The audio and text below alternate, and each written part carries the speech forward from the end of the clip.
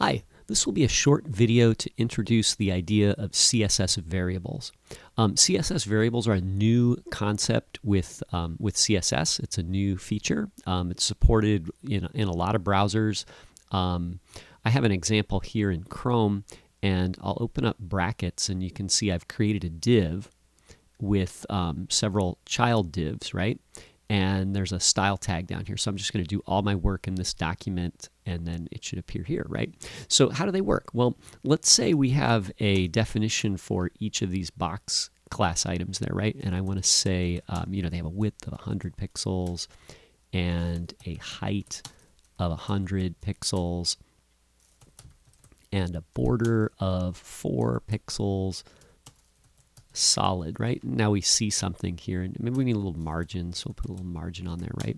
10 pixels of margin, and that's really good, but you'll notice that I'm using the number 100 pixels twice, right? And even in a project that is, moderately complex, this one's like ridiculously simple, but on something that was even just one step above this, we might you use this number over and over again, and that'll happen with fonts and font sizes and colors.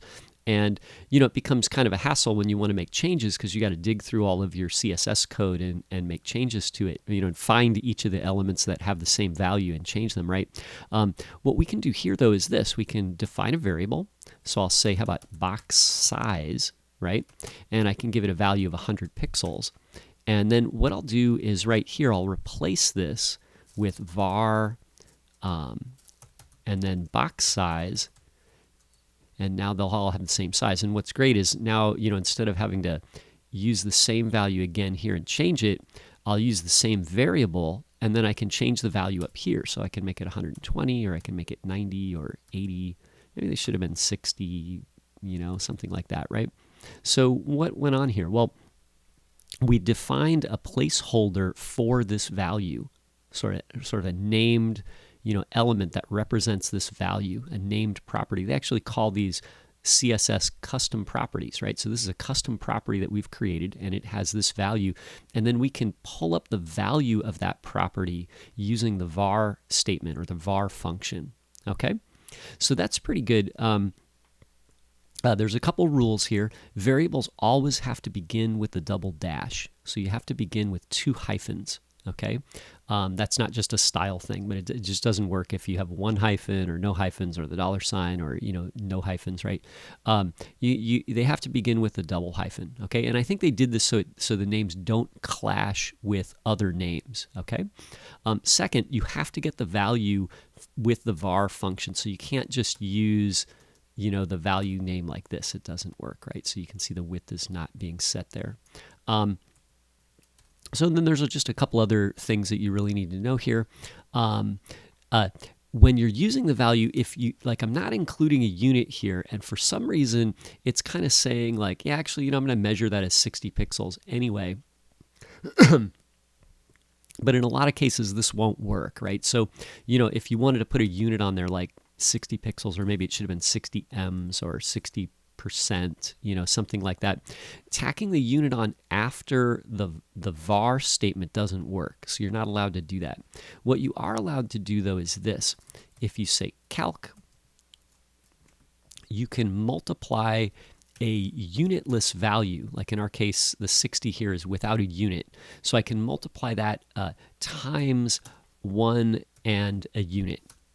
Okay, so if I multiply by 1 pixel, then it's going to be 1 pixel times 60 is 60 pixels. And if I wanted to change this to percent, then it would be 60%, right?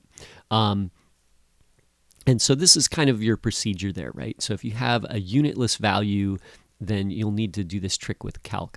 Now, a lot of times you'll want to use the unit here, but in some cases you won't want to use the unit. In a case like that might be where the let me fix that, right? Where you have like a width here or a size, but I don't want the width and the height to match, right? So maybe this is supposed to be 60 pixels, but then the height is supposed to be twice that, right? So, I could do times 2 pixels, right?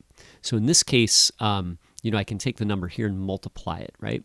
And you could have put 60 pixels on there, but if I do 60 pixels times something with a unit, then that doesn't really work for some reason, right? So if you're planning to do math with a value, you might want to leave the unit off, and then that makes it easier to work with to do some of the math functions. And in that case, you can always convert it to a value with a unit by multiplying times a value that has a unit using calc. Okay, so anyway, that should get you started on CSS variables, and it covers a couple of the gotchas, right?